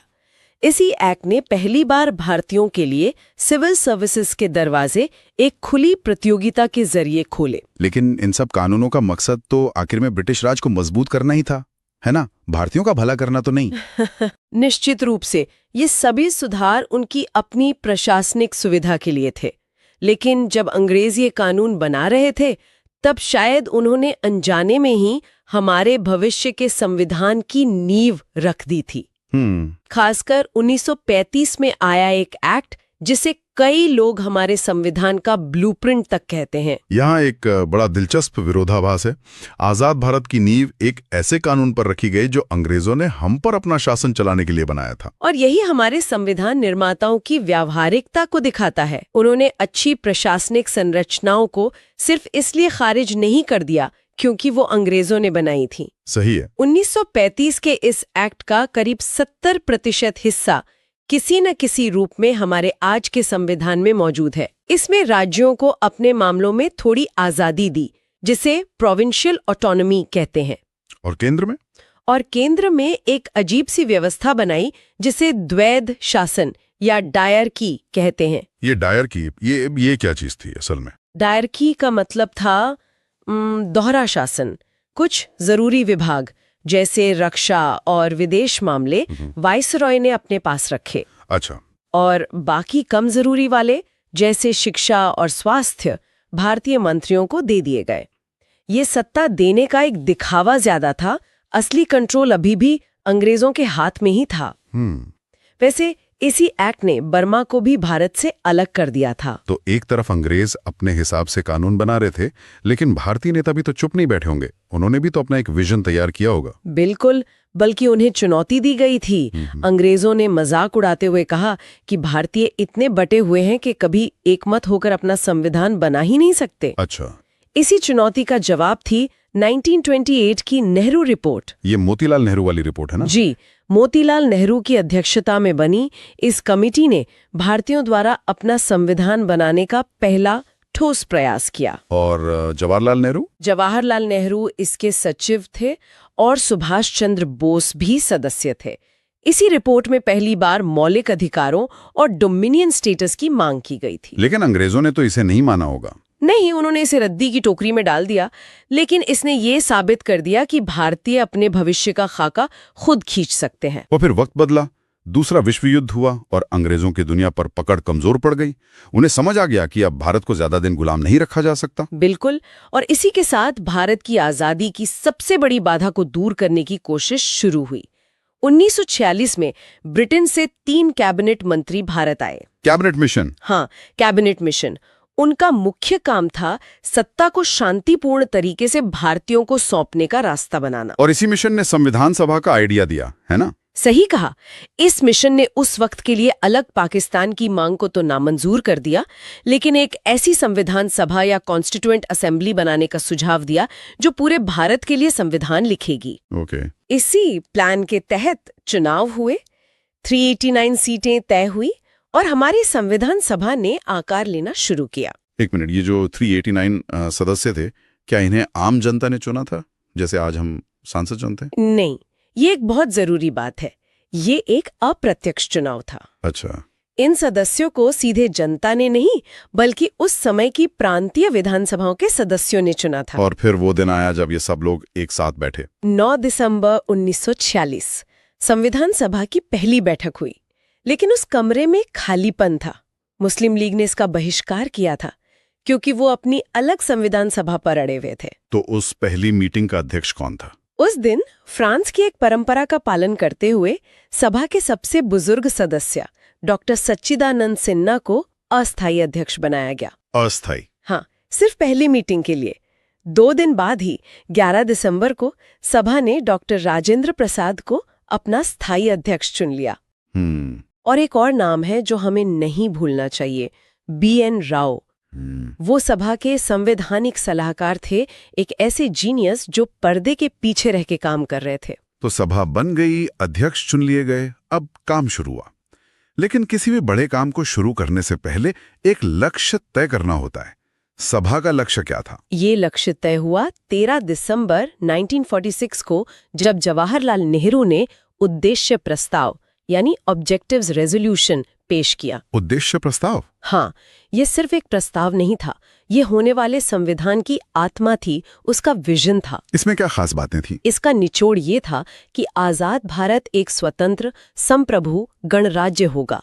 ये हर एक नागरिक को इंसाफ, बराबरी और आज़ादी देगा, चाहे वो किसी भी धर्म, जाति या लिंग का हो। और इसी से प्रस्तावना बनी। बिल्कुल, यही उद्देश्य प्रस्ताव, जिसे 22 जनवरी 1947 को सबने मिलकर स्वीकार किया, आगे चलकर हमारे संविधान की प्रस्तावना यानी प्रियम्बल बना। और इस विजन को कानूनी भाषा में ढालने की सबसे बड़ी जिम्मेदारी जिस इंसान पर थी, हम उन्हें संविधान का पिता कहते हैं, डॉक्टर भीमराव अंबेडकर। बिल्कुल, डॉक्टर अंबेडकर प्रारूप समिति यानी ड्राफ्टिंग कमेटी के अध्यक्ष थे।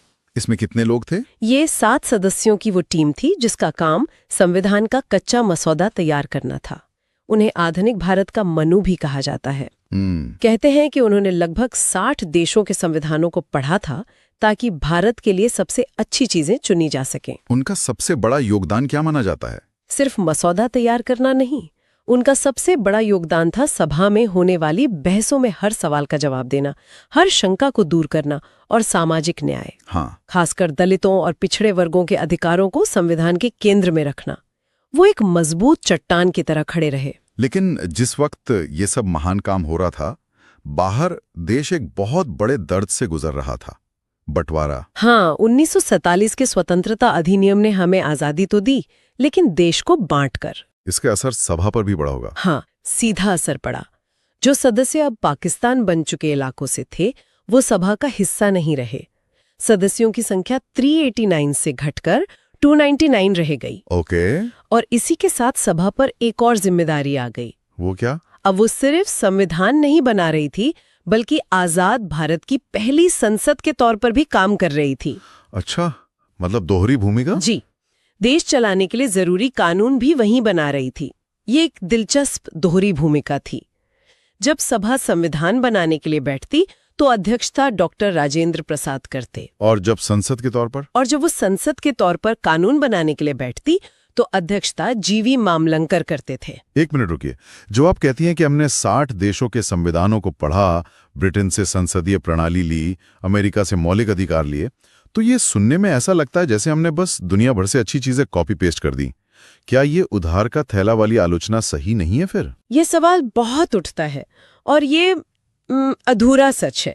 इसे उधार का थैला कहना ठीक वैसा ही है जैसे किसी शेफ के बनाए लजीज पकवान को उधार की सब्जियों का थैला कह देना। सब्जियां बाहर से ही आती हैं, लेकिन उन्हें भारतीय स्वाद और जरूरत के हिसाब से कैसे पकाना है, ये शेफ की कला है। हमारे संविधान निर्माताओं ने भी यही किया। कोई उदाहरण दे सकती हैं? जरूर। हमने ब्रिटेन से संसदीय प्रणाली ली क्योंकि हम उसके आदी थे, लेकिन हमने उसे हूबहू कॉपी नहीं किया। कैसे? ब्रिटेन में संसद सर्वोच्च है, वो कोई भी कानून बना सकती है, लेकिन हमने अमेरिका से प्रेरणा लेकर एक स्वतंत्र न्यायपालिका का विचार अपनाया जो संसद के बनाए कानूनों की समीक्षा कर सकती है। अच्छा, तो ये एक तरह का चेक एंड बैलेंस था? बिल्कुल। हमने आयरलैंड से नीति निर्देशक तत्व लिए, लेकिन उन्हें अपनी सामाजिक आर्थिक सच्चाइयों के हिसाब से ढाला। तो यह नकल नहीं, बल्कि दुनिया भर के अनुभवों से सीखना था। तो चलिए इस ज्ञान के भंडार के कुछ सबसे कीमती हिस्सों को देखते हैं। शुरुआत करते हैं मौलिक अधिकारों से। संविधान का भाग 3, ये वो अधिकार हैं जो राज्य या सरकार की ताकत पर लगाम लगाते हैं। ये हर नागरिक का सुरक्षा कवच है। और इनमें से एक को तो डॉक्टर अंबेडकर ने संविधान की आत्मा और हृदय कहा था, अनुच्छेद 32 यानी संवैधानिक उपचारों का अधिकार। तो क्या इसका मतलब ये है कि अगर कल को सरकार बिना किसी जायज वजह के किसी के लिखने या बोलने पर पाबंदी लगा दे तो वो सीधे सुप्रीम कोर्ट जा सकता है? बिल्कुल, यही इस अनुच्छेद की बेमिसाल ताकत है। यह बाकी सभी अधिकारों को असलियत में लागू होने की गारंटी देता है। सही है। इसके बिना मौलिक अधिकार सिर्फ कागज पर लिखे अच्छे विचार बनकर रह जाते। वैसे यहाँ ये याद रखना दिलचस्प है कि पहले संपत्ति का अधिकार भी एक मौलिक अधिकार था। था। जिसे बाद में 44वें संशोधन के जरिए हटा दिया गया। और मौलिक अधिकारों के साथ साथ नीति निर्देशक तत्वों यानी डीएसपी का भी जिक्र आता है। इन दोनों में क्या फर्क है? बहुत बड़ा फर्क है। मौलिक अधिकार आपको सरकार के खिलाफ मिलते हैं और उनके उल्लंघन पर आप कोर्ट जा सकते हैं, वो जस्टिसेबल है। लेकिन डीएसपीपी जो भाग 4 में है, वो सरकार के लिए एक नैतिक कंपास की तरह है। वो सरकार को बताते हैं कि एक कल्याणकारी राज्य यानी वेलफेयर स्टेट बनाने के लिए आपको क्या-क्या करना चाहिए। मतलब ये सिर्फ सलाह है जिन्हें मानने के लिए सरकार मजबूर नहीं है। आप ऐसा कह सकते हैं। इन्हें अदालत द्वारा लागू नहीं कराया जा सकता, ये नॉन जस्टिसेबल हैं। तो फिर इनका क्या फायदा? इसका मतलब ये नहीं कि ये महत्वहीन है। कोई भी सरकार इनकी अनदेखी करने का राजनीतिक जोखिम नहीं उठा सकती। सुप्रीम कोर्ट ने मिनर्वा मिल्स केस में बहुत सुंदर बात कही थी। क्या? कि मौलिक अधिकार और डीएसपीपी एक ही रथ के दो पहिए हैं। देश को आगे ले जाने के लिए दोनों में संतुलन जरूरी है। चलिए अब उस सवाल पर वापस आते हैं जो हमने शुरू में उठाया था, तारीखों का वो रहस्य। 26 नवंबर 1949 को संविधान तैयार हो गया, सबने उसे अपना लिया, तो फिर लागू करने के लिए 26 जनवरी 1950 तक का इंतजार क्यों? इसके पीछे एक बहुत जज्बाती और ऐतिहासिक कारण है। हमें समय में थोड़ा पीछे जाना होगा, साल 1930 में। उस साल 26 जनवरी के दिन भारतीय राष्ट्रीय कांग्रेस ने रावी नदी के किनारे लाहौर में पहली बार पूर्ण स्वराज दिवस मनाया था और आजादी का प्रण लिया था। अच्छा, तो उस ऐतिहासिक दिन की याद को हमेशा के लिए जिंदा रखने के लिए हमारे नेताओं ने संविधान को पूरी तरह से लागू करने के लिए 26 जनवरी की तारीख चुनी। बिल्कुल, ये उस दिन को और उस प्रण को एक अमर श्रद्धांजलि थी। क्या बात है। बिल्कुल। और एक आखिरी जानकारी, संविधान पर असली हस्ताक्षर 24 जनवरी 1950 को संविधान सभा की अंतिम बैठक में हुए थे। तो संविधान बन गया, लागू हो गया, पर क्या ये पत्थर की लकीर है? क्या इसे कभी बदला नहीं जा सकता? नहीं, और यही इसकी खूबसूरती है। हमारे निर्माताओं ने इसे इतना कठोर भी नहीं बनाया कि ये समय के साथ बदल ना सके, और इतना लचीला भी नहीं बनाया कि कोई भी सरकार इसे आसानी से तोड़ मरोड़ दे। अच्छा। अनुच्छेद 368 संसद को इसमें संशोधन करने की शक्ति देता है, लेकिन एक लेकिन है। हाँ, एक बहुत बड़ा लेकिन है। 1973 के ऐतिहासिक केशवानंद भारती केस में सुप्रीम कोर्ट ने मूल ढांचे का सिद्धांत दिया। Basic structure. हाँ, बेसिक स्ट्रक्चर। इसका मतलब है कि संसद संविधान में संशोधन तो कर सकती है, लेकिन उसकी बुनियादी आत्मा को नहीं बदल सकती, जैसे कि लोकतंत्र, धर्मनिरपेक्षता या कानून का राज। वैसे 42वें संशोधन 1976 में इतने बदलाव हुए थे कि उसे लघु संविधान या मिनी कॉन्स्टिट्यूशन भी कहा जाने लगा। तो ये संविधान हमें अधिकार देता है, तो हमसे कुछ कर्तव्यों की उम्मीद भी करता है। यह सच में दुनिया का सबसे लंबा और शायद सबसे विस्तृत संविधान है। और इसकी प्रस्तावना हम भारत के लोग से शुरू होती है। ये याद दिलाती है कि इस संविधान के असली मालिक और रक्षक जज या नेता नहीं, बल्कि भारत के आम नागरिक हैं। मूल संविधान में 395 अनुच्छेद और 8 अनुसूचियां थीं, जो अब बढ़कर 12 हो चुकी हैं। ये एक जीवंत दस्तावेज है जो देश के साथ साथ विकसित हो रहा है। आज की इस पूरी बातचीत के बाद ये सोचना वाकई दिलचस्प है कि इस महान दस्तावेज का कौन सा हिस्सा हमारी रोजमर्रा की जिंदगी पर सबसे ज्यादा असर डालता है। शायद समानता का अधिकार या बोलने की आजादी। और एक नागरिक के तौर पर हम इसके मूल्यों को सिर्फ किताबों में नहीं, बल्कि अपने समाज में जिंदा रखने के लिए क्या कर सकते हैं। साल था 1947। स्वतंत्रता, संघर्ष और एकीकरण की एक अनकही दास्तान। और ये कहानी सिर्फ जश्न की नहीं है, इसमें कानूनी दांव पेंच हैं। तो चलिए इस जानकारी के भंडार को खोलते हैं और देखते हैं कि भारत के जन्म की कहानी असल में क्या कहती है। तो किसी भी देश की आजादी सिर्फ एक घोषणा नहीं होती है ना, उसके पीछे एक पूरी कानूनी प्रक्रिया होती है। भारत के मामले में ये थी भारतीय स्वतंत्रता अधिनियम 1947। बिल्कुल। और ये ब्रिटिश संसद का भारत के लिए कह सकते हैं कि आखिरी फरमान था। दिलचस्प बात यह है कि ये 4 जुलाई 1947 को पेश हुआ और सिर्फ 2 हफ्तों में 18 जुलाई को इसे शाही मंजूरी मिल गई। इतनी जल्दी? हाँ, बहुत तेजी से। और इसकी सबसे बड़ी और प्रतीकात्मक बात यह थी कि इसने भारत के सम्राट यानी एम्परर ऑफ इंडिया की उपाधि को हमेशा के लिए खत्म कर दिया। ये ब्रिटिश ताज के नियंत्रण के अंत का एक बहुत साफ संकेत था। मतलब लंदन में बैठा वो एक व्यक्ति जो पूरे भारत पर हुकूमत चलाता था, वो पद ही खत्म। और इसके साथ ही जहां तक मुझे पता है भारत सचिव का पद भी खत्म हो गया था। सही। सेक्रेटरी ऑफ स्टेट का पद भी खत्म हो गया और उसकी शक्तियां राष्ट्रकुल मतलब कॉमनवेल्थ के सचिव को सौंप दी गई। तो एक तरह से अब भारत एक कॉलोनी नहीं बल्कि कागज पर एक बराबर का साथी बनने जा रहा था। हाँ, और इसमें एक और परत है जो अक्सर नजरअंदाज हो जाती है। इसी अधिनियम ने 15 अगस्त के बाद भारतीय रियासतों पर ब्रिटिश सरकार के सारे अधिकार और समझौते खत्म कर दिए। अच्छा। इसने लगभग 565 रियासतों को तकनीकी रूप से आजाद कर दिया कि वे भारत या पाकिस्तान में शामिल हों या चाहें तो आजाद रहें। 1 मिनट, तो ये तो अंग्रेज जाते जाते एक बहुत बड़ी उलझन छोड़ गए थे। हाँ, उलझन तो उन्होंने बनाई, लेकिन उस उलझन को आग दी कई शासकों की अपनी महत्वाकांक्षाओं ने। इसी एक क्लॉज ने भारत के एकीकरण की सबसे बड़ी चुनौती को जन्म दिया। और हाँ, एक और बात, इसी अधिनियम ने यह भी तय किया कि जब तक दोनों देश अपना नया संविधान नहीं बना लेते, तब तक 1935 का भारत शासन अधिनियम ही एक अस्थायी संविधान के तौर पर काम करेगा, ताकि देश में कोई शून्य की स्थिति न पैदा हो, एक कानूनी ढांचा बना रहे। बिल्कुल। और फिर वो घड़ी आई जिसका सबको इंतजार था, वो आधी रात, ट्रिस्ट विद डेस्टिनी। लेकिन ये आधी रात का समय ही क्यों चुना गया? दिन का कोई और समय क्यों नहीं? इसके पीछे ज्योतिष और प्रशासन दोनों का एक दिलचस्प घालमेल था। ज्योतिषियों ने 15 अगस्त के दिन को अशुभ बताया था। अच्छा। हाँ, लेकिन अंग्रेजों ने यही तारीख तय कर दी थी क्योंकि इसी दिन दूसरे विश्व युद्ध में जापान ने आत्मसमर्पण किया था। तो एक बीच का रास्ता निकाला गया। आधी रात का समय, जिसे 0 आवर कहा गया, उसे शुभ माना गया। अंग्रेजी कैलेंडर के हिसाब से रात 12 बजे दिन बदल जाता है, तो 15 अगस्त की शुरुआत भी हो गई और ज्योतिषियों की बात भी रह गई। ये तो बड़ा दिलचस्प जुगाड़ था। और उस रात की घटनाओं का क्रम भी किसी फिल्म जैसा लगता है। बिल्कुल। लॉर्ड माउंटबेटन 14 अगस्त को कराची में थे, पाकिस्तान में। हाँ, जहां उन्होंने पाकिस्तान को सत्ता सौंपी और फिर उसी रात वे वापस भारत लौटे। सोचिए, एक ही दिन में एक वाइसरॉय ने 2 नए देशों के जन्म की प्रक्रिया को पूरा किया। और उसी समय दिल्ली में कॉन्स्टिट्यूशन हॉल के अंदर इतिहास रचा जा रहा था। नेहरू का वो ऐतिहासिक भाषण गूंजा, ट्रिस्ट विद डेस्टिनी। हमारे स्रोत बताते हैं कि बाहर तेज बारिश हो रही थी, लेकिन फिर भी हजारों लोग आजादी के पहले पल का गवाह बनने के लिए उत्साह में भीग रहे थे। और उस ऐतिहासिक सत्र की अध्यक्षता कौन कर रहा था? डॉक्टर राजेंद्र प्रसाद, जो उस समय संविधान सभा के अध्यक्ष थे। वो पल सिर्फ सत्ता का हस्तांतरण नहीं था, वो करोड़ों लोगों की आशाओं के एक नए युग में प्रवेश करने का क्षण था। जब भारत अपनी नियति से मुलाकात कर रहा था, तो दुनिया हमें कैसे देख रही थी? 15 अगस्त 1947 के अखबारों की सुर्खियां बहुत कुछ कहती हैं, है ना? हाँ, वे उस समय की भावना का एक अच्छा आईना है।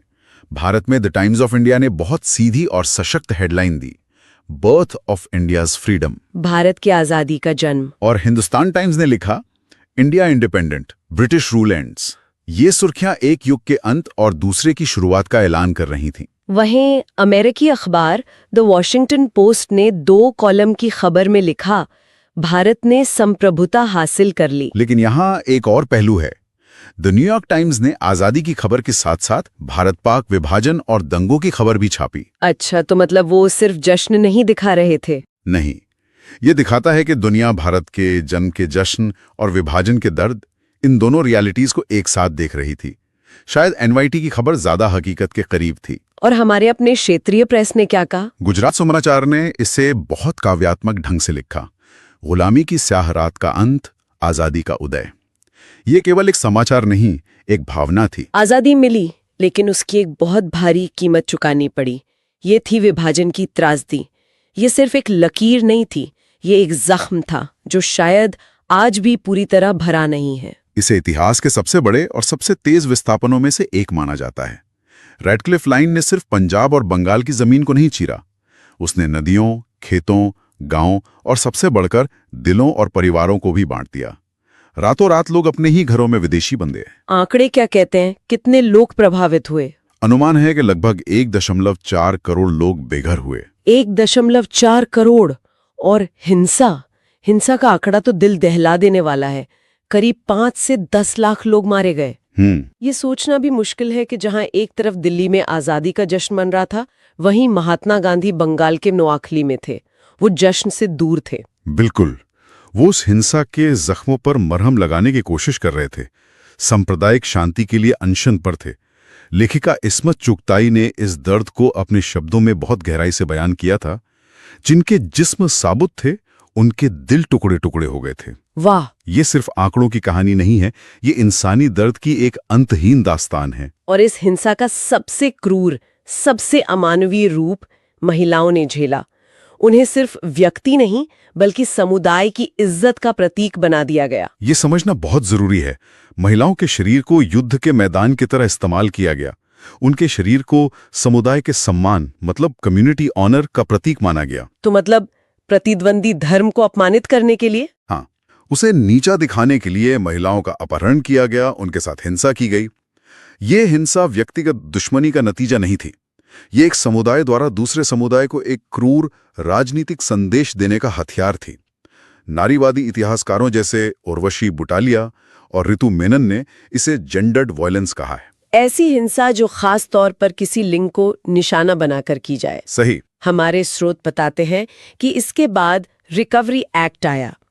1949 में भारत और पाकिस्तान ने एक समझौता किया कि अपहृत महिलाओं को ढूंढकर उनके मूल परिवारों तक वापस पहुंचाया जाएगा। हाँ, और ट्रेजेडी यहीं खत्म नहीं हुई। ये रिकवरी एक्ट एक और ट्रेजेडी लेकर आया। लेकिन पहली नजर में तो ये एक अच्छा कदम लगता है। जो महिलाएं बिछड़ गईं, उन्हें उनके परिवारों से मिलाया जाए। इसमें वो कौन सी छिपी हुई समस्या थी? समस्या थी इस एक्ट के इरादे में नहीं, उसके तरीके में। इसने राज्य के पितृसत्तात्मक रूप को उजागर किया। इसने महिलाओं से यह पूछने का हक ही छीन लिया कि वे कहाँ रहना चाहती हैं। उनकी मर्जी पूछी ही नहीं गई। बिल्कुल नहीं। हो सकता है किसी महिला ने नई जगह पर अपना परिवार बसा लिया हो, बच्चे हों, लेकिन राज्य ने यह तय किया कि महिला का सही स्थान उसके मूल धर्म के पुरुषों के पास है, चाहे वो पिता हो, पति हो, ये भाई। मतलब उन्हें एक वस्तु की तरह एक जगह से दूसरी जगह भेजा जा रहा था। हाँ, कई महिलाओं को जबरदस्ती उन परिवारों में वापस भेजा गया जिन्होंने उन्हें अपवित्र मानकर अपनाने से ही मना कर दिया था। हे भगवान! और इतिहास ने इस पीड़ा पर काफी हद तक चुप्पी साध ली है। कई महिलाओं ने सम्मान बचाने के लिए कुओं में कूदकर जान दे दी, जैसे थुआ खालसा गांव की घटना।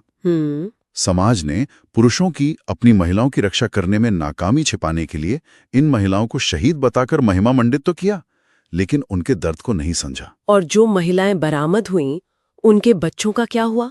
यह एक और कड़वी सच्चाई है। उन बच्चों को जो दूसरे धर्म के पुरुष से पैदा हुए थे, अक्सर अवैध मानकर अनाथालयों में छोड़ दिया गया। मतलब सरकारी इतिहास में ये महिलाएं सिर्फ आंकड़े बन के रह गईं। हाँ, उनकी अपनी कोई आवाज नहीं। और ये बात हमें सोचने पर मजबूर करती है कि एक देश को बनाने की इस बड़ी कहानी में अक्सर औरतों की अपनी मर्जी, उनकी ऑटोनॉमी की बलि चढ़ा दी गई। और ये राष्ट्र अभी पूरी तरह बना भी नहीं था।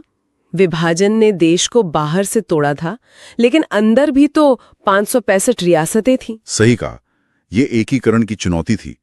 जूनागढ़ की कहानी दिलचस्प है। वहां का नवाब मुस्लिम था और वो पाकिस्तान जाना चाहता था, लेकिन 80% से ज्यादा आबादी हिंदू थी और वो भारत के साथ रहना चाहती थी। हाँ, तो जब नवाब पाकिस्तान भाग गया तो भारत ने जनमत संग्रह मतलब प्लेबसाइट कराया और लोगों ने भारी बहुमत से भारत में विलय का फैसला किया। लेकिन हैदराबाद का मामला इतना सीधा नहीं था। बिल्कुल नहीं। हैदराबाद का निजाम दुनिया के सबसे अमीर लोगों में से एक था और वो एक स्वतंत्र देश का सपना देख रहा था। और उसने रजाकारों की एक सेना भी बनाई थी। हाँ, एक क्रूर निजी सेना जिसने गैर मुस्लिम आबादी पर अत्याचार करना शुरू कर दिया। जब महीनों की कूटनीति विफल हुई, तब सरदार पटेल ने कड़ा कदम उठाने का फैसला किया। और यहीं पर ऑपरेशन पोलो की शुरुआत हुई। ये नाम बड़ा अजीब है, पोलो। हाँ, क्योंकि उस समय हैदराबाद में दुनिया में सबसे ज्यादा पोलो ग्राउंड थे, 17। अच्छा। तो पटेल ने इंतजार करने से इनकार कर दिया। 13 सितंबर 1948 को उन्होंने पुलिस कार्रवाई का आदेश दिया। और ये कार्रवाई बहुत तेज और निर्णायक थे। बहुत ज्यादा। केवल 5 दिनों के भीतर भारतीय सेना ने निजाम की सेना को हरा दिया और निजाम ने आत्मसमर्पण कर दिया। हैदराबाद भारत का अभिन्न अंग बन गया। पटेल की दूरदर्शिता वाकई कमाल की थी। हाँ, लक्षद्वीप का किस्सा भी ऐसा ही है। उन्हें जैसे ही पता चला कि पाकिस्तान उस पर कब्जा करने की फिराक में है, उन्होंने तुरंत नौसेना को वहां भेजा और भारतीय ध्वज फहराया। और पाकिस्तानी जहाजों को लौटना पड़ा। हाँ, उन्होंने भारतीय नौसेना को देखकर अपना रास्ता बदल लिया। यहाँ से हम आधुनिक भारत के 2 सबसे बड़े निर्माताओं पर आते हैं, नेहरू और पटेल। हमारे स्रोतों में उनकी विचारधाराओं का जो फर्क दिखता है वो जमीन आसमान का है। और यही भारत के निर्माण की सबसे दिलचस्प बात है। एक तरफ नेहरू थे जो शास्त्र के ज्ञाता थे, आदर्शवादी, समाजवादी, जो दुनिया को भारत की एक नई कहानी सुनाना चाहते थे। और दूसरी तरफ पटेल, दूसरी तरफ पटेल थे जो शस्त्र के पुजारी थे, यथार्थवादी, जमीन से जुड़े, जो जानते थे कि कहानी सुनाने से पहले एक मजबूत घर बनाना जरूरी है। इन दोनों का ये तनाव ही शायद नए भारत का संतुलन था। दोनों में कई मुद्दों पर गहरे मतभेद थे, लेकिन राष्ट्रहित ने उन्हें एक दूसरे का साथ देने पर मजबूर किया। हाँ, ये भी कहा जाता है कि गांधी जी की इच्छा का मान रखते हुए पटेल ने प्रधानमंत्री पद की दौड़ से खुद को दूर रखा था। पटेल की जमीनी समझ उनके शब्दों में भी झलकती है। बिल्कुल। उन्होंने एक बार कहा था, मैंने कला या विज्ञान के गगन में उड़ान नहीं भरी, मेरा विकास भारत की कच्ची झोपड़ियों में हुआ है। ये उनकी हकीकत की समझ को दिखाता है। कश्मीर के मुद्दे पर भी दोनों के विचार बिल्कुल अलग थे, है ना? एकदम अलग। पटेल चाहते थे कि भारत की सेना समय रहते पूरी कार्रवाई करे और इस मामले को संयुक्त राष्ट्र में न ले जाया जाए, जबकि नेहरू अंतर्राष्ट्रीय दृष्टिकोण अपना रहे थे। हाँ, और वो मामले को यूएन ले गए, जिसका नतीजा आज तक भुगतना पड़ रहा है। इतना ही नहीं, पटेल ने 1950 में ही चीन को लेकर नेहरू को चिताया था। पहले ही? हाँ, एक लंबे पत्र में उन्होंने चीन को संभावित शत्रु बताया था, लेकिन उनकी चेतावनी पर ध्यान नहीं दिया गया, जो 1962 के युद्ध में एक दुखद सच्चाई साबित हुई। सरदार पटेल की इसी विरासत, इसी एकता की भावना को आज स्टैच्यू ऑफ यूनिटी के रूप में श्रद्धांजलि दी गई है। हाँ, और ये सिर्फ एक मूर्ति नहीं है, ये उस दृढ़ संकल्प का प्रतीक है जिसने भारत को एक किया। ये गुजरात में नर्मदा नदी के साधु बेट द्वीप पर है और 182 मीटर्स की ऊंचाई के साथ ये दुनिया की सबसे ऊंची प्रतिमा है। और अब पटेल के जन्मदिन 31 अक्टूबर को राष्ट्रीय एकता दिवस के रूप में मनाया जाता है। सही। और आज़ादी का जश्न हम हर साल 15 अगस्त को मनाते हैं। प्रधानमंत्री लाल किले की प्राचीर से राष्ट्र को संबोधित करते हैं। 21 तोपों की सलामी दी जाती है और एक बहुत ही खूबसूरत परंपरा है पतंगबाजी की। दिल्ली समेत देश के कई हिस्सों में लोग पतंग उड़ाते हैं, जो खुले आकाश और आज़ादी की भावना को दर्शाती है। बिल्कुल। इन स्रोतों में एक और रोचक तथ्य मिला। 1947 से पहले भी एक स्वतंत्रता दिवस मनाया जाता था, लेकिन किसी और तारीख को। सही कहा आपने। 1929 के लाहौर अधिवेशन में कांग्रेस ने पूर्ण स्वराज का संकल्प लिया था और 26 जनवरी 1930 को पहला स्वतंत्रता दिवस मनाया था। अच्छा। और ये परंपरा 1949 तक चली। जब हमारा संविधान 26 जनवरी 1950 को लागू हुआ तो इस दिन को गणतंत्र दिवस के रूप में स्थापित कर दिया गया और 15 अगस्त हमारा आधिकारिक स्वतंत्रता दिवस बन गया। तो 1947 की आजादी केवल अंग्रेजों से मुक्ति नहीं थी, ये विभाजन के गहरे जख्मों के बीच एक बिखरे हुए राष्ट्र के निर्माण की एक असाधारण शुरुआत थी। बिल्कुल। विभाजन का दर्द और एकीकरण का संघर्ष, ये दोनों ही हमें हमारी एकता का महत्व और उसकी कीमत सिखाते हैं। आज हम जिस अखंड भारत में सांस ले रहे हैं, वो पटेल जैसे नेताओं की दृढ़ता और नेहरू जैसे नेताओं के सपनों का मिला जुला परिणाम है। और इन स्रोतों को खंगालने के बाद एक सवाल दिमाग में रह जाता है। हाँ। और वो सवाल ये है कि ये आज़ादी जो हमें विरासत में मिली है, उसे संवारने में हमारी क्या जिम्मेदारी है? इतिहास को याद रखने का सही तरीका क्या है? एक प्रेरणा की तरह या एक चेतावनी की तरह? इस पर सोचना शायद आज सबसे ज्यादा जरूरी है। वीडियो पसंद आया हो तो वीडियो को लाइक, और अगला वीडियो किस टॉपिक पर चाहते हैं कमेंट में बताइए। ऐसे ही और वीडियोस के लिए हमारे चैनल AI एग्जाम गुरु को सब्सक्राइब कर लीजिए। आपका धन्यवाद।